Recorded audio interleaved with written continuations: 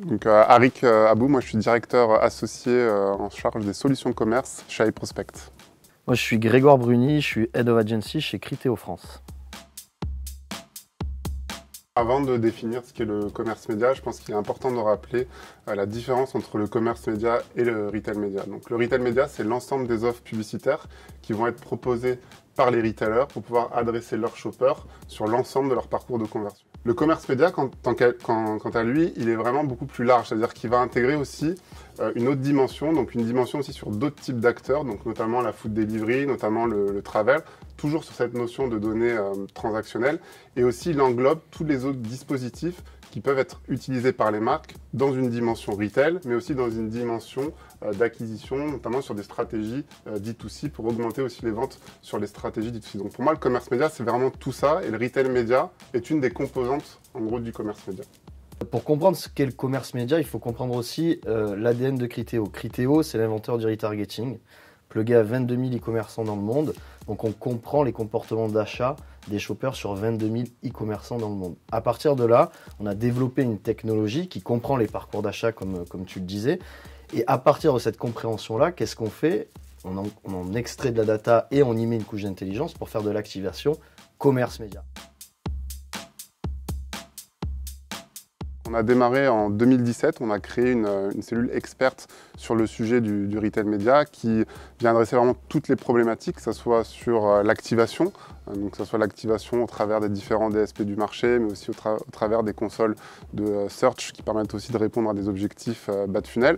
Tout ce qui va être lié aussi à l'utilisation de la data, parce qu'on le voit aussi, la data, c'est le vrai, aujourd'hui, gros enjeu dans le retail média. Tous les retailers maintenant commencent à mettre à disposition leur data, donc on avait besoin aussi d'une expertise qui permettait de pouvoir travailler sur ces logiques-là et recommander à nos clients les meilleures stratégies data à appliquer, mais aussi tout ce qui va être ad hoc un petit peu au secteur de l'activation, parce que on le sait, sur le retail média, le côté activation, mais aussi le côté optimisation des contenus sur les sites des retailers est très lié. Donc on accompagne aussi les marques sur toutes ces logiques d'e-merchandising, donc optimisation des contenus sur les sites de retailers, mais aussi tout ce qui va être lié au category management, c'est-à-dire l'optimisation de l'assortiment de nos clients sur ces plateformes retailers. Ce qu'on a fait chez Criteo, c'est qu'au départ, on s'est équipé d'équipes retail média et on a adressé le marché avec une équipe dédiée retail média. En sachant que les équipes historiques du coup de Criteo adressaient plutôt le commerce média qui s'adressait effectivement en agence aux équipes médias classiques, dimension conseil, etc. Et le retail média qui s'adressait plutôt aux équipes du coup dédiées commerce. Aujourd'hui, on s'aperçoit que c'est ce que tu viens d'expliquer, que cette approche en silo, elle n'a plus vraiment de valeur. Pourquoi? Parce que les clients abordent leur stratégie commerce de façon globale. Et donc, chez Criteo, on a aussi à cœur, et on est vraiment client-centric, c'est vraiment notre priorité, étant donné qu'il y a aussi cette réunion au sein des clients et aussi au sein des agences, il nous paraît normal, nous, de pouvoir répondre de façon unifiée à cette demande qui l'est aussi. Pour moi, c'est vrai que le commerce planning est vraiment un complément et un accélérateur en gros du média planning. C'est vraiment la nouvelle évolution de ce média planning. Pourquoi? Pour plusieurs raisons. La première, c'est qu'on parle ici de données transactionnelles, donc de données aussi first party, qui permettent une mesure qui a aucun égal en fait sur le marché, dans le sens où on peut vraiment travailler sur de la mesure de business direct.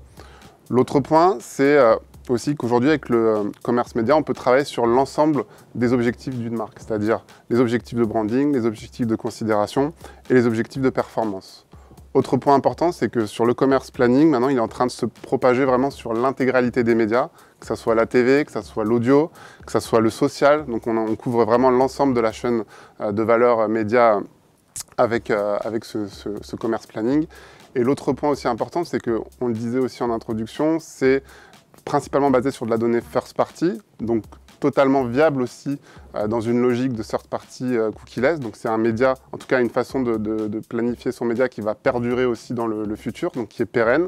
Donc pour toutes ces raisons, je vois moi vraiment le commerce planning, en tout cas en complément et en accélérateur, mais aussi je suis convaincu qu'il va prendre de plus en plus de place et de poids dans les années à venir. De notre côté, est-ce que commerce planning et média planning font bon ménage? La réponse, elle est évidemment oui. Je rejoins totalement Arik dans l'analyse de l'évolution en fait de l'approche du planning. Là, encore une fois, on prend un peu de recul, on a eu différentes vagues en fait dans l'approche du planning que vous connaissez bien en agence. Il y a eu l'approche du média planning classique.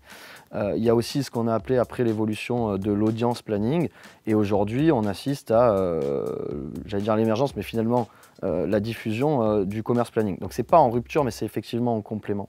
On pense aussi que l'avenir va être commerce planning. Et chez Criteo, on dit le commerce planning est sans doute la troisième vague, les grandes vagues du média qui ont été digitales en tout cas. Effectivement, t'en parlais, le search, le social et là le tout commerce. Donc c'est vraiment quelque chose qui vient enrichir l'approche du média planning, qui ne vient pas le remplacer. Mais il faut comprendre effectivement une chose, c'est que, in fine, et Arik d'ailleurs c'est toi qui le dis, c'est que l'objectif de la publicité, c'est de générer de la préférence de marque et de générer des ventes.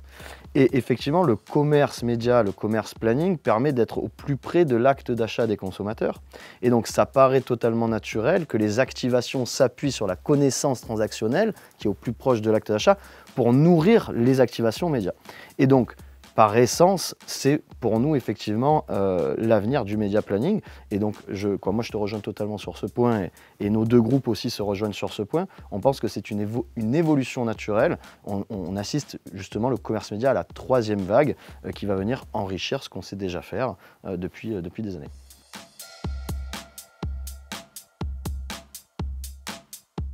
Effectivement, donc Google a décalé la suppression des cookies tiers à 2024. Après, il ne faut pas oublier que cette suppression des cookies tiers, elle est déjà effective aujourd'hui dans les écosystèmes d'Apple, donc au travers de Safari et sur Mozilla Firefox. Et donc, moi, je pense que ce n'est pas parce qu'ils ont décalé cette suppression des cookies tiers à 2024 qu'il faut aujourd'hui se dire on a le temps, on va pouvoir voir venir le sujet, on se préparera quand ça arrivera. Au contraire, il faut continuer à travailler sur les initiatives, sur ces initiatives cookieless. Et nous, au sein de l'agence, on a vraiment pris le sujet très au sérieux parce qu'on a développé toute une practice liée à l'accompagnement de nos clients sur cookieless, où on va les accompagner sur la définition d'une roadmap, aussi bien sur les sujets de mesure, mais aussi d'adressabilité. Donc sur les sujets de mesure, on a principalement tout ce qui va être lié au tracking server-side, l'utilisation aussi des data clean rooms. Donc on n'a pas vraiment parlé, mais la data clean room, ça va devenir vraiment une pierre angulaire dans ce monde du coup cookieless, aussi bien sur la mesure et que sur tout ce qui est lié à l'adressabilité. Et on le voit, de nombreux retailers, de nombreuses plateformes aussi, acteurs aussi, lancent leur propre clean room. Donc ça va devenir un sujet très important qu'il va falloir appréhender. Mais aussi sur tout ce qui est lié au ciblage, on va utiliser les différents identifiants alternatifs qui existent aujourd'hui sur le marché, le ciblage contextuel, et on a aussi, nous, travaillé sur une méthodologie qui nous est propre, qui vise à travailler sur un ciblage qui va mixer les données ad-centriques et site-centriques pour pouvoir continuer cette adressabilité dans un monde third-party cookieless. Donc voilà, plein de sujets, et c'est ce qui est aussi excitant sur notre marché, parce qu'on est sur un éternel renouveau, donc ça apporte plein de nouvelles opportunités pour les marques aussi. Exact, et chez Criteo, on est convaincu de ce que tu viens de dire, et c'est d'ailleurs là où nos deux groupes et nous-mêmes on se rejoignent, puisqu'on porte des projets communs sur effectivement le futur de l'adressabilité, notamment sur la data clean room, sur comprendre comment est-ce qu'on peut mettre en commun nos expertises, etc., pour aller plus loin dans les activations du futur. Donc, chez Criteo, effectivement, on n'a pas, et c'est ce que tu soulignais, on n'a pas attendu que Google annonce la fin des cookies tiers pour nous équiper quelque part, c'est-à-dire qu'on a construit et on continue de construire ce qu'on appelle un First Party Media Network, c'est-à-dire qu'on ne repose plus nos activations sur du cookie tiers, mais sur des données First Party, donc sur des ID, sur un Criteo ID. Ça, c'est le premier point. Il y a évidemment une chose là-dedans qui est importante à avoir en tête, c'est que les audiences adressables réduisent en fait, donc il va falloir aussi trouver comment retrouver le reach nécessaire, suffisant pour avoir des campagnes efficaces, à la fois dans l'adressabilité, comme tu disais, mais aussi dans la mesure. Et ça m'amène à un deuxième point qui est hyper important, c'est que opérer sa first party, il faut bien comprendre que la first party, c'est le Graal. C'est-à-dire qu'un client qui comprend la data issue de son site, de sa base CRM et qui sait l'exploiter, est en avance de 20 ans sur tous ses concurrents. Et il va falloir que tout le monde se mette à l'exploiter. De façon silotée, c'est sans doute limité. Ce que nous, on prône et que le marché doit comprendre aussi, c'est qu'il faut mettre en commun ces données first party pour justement avoir ce reach, cette couverture qui nous permet de continuer à opérer et d'avoir un niveau de scale qui est important. Donc la deuxième chose, c'est évidemment la mise en commun.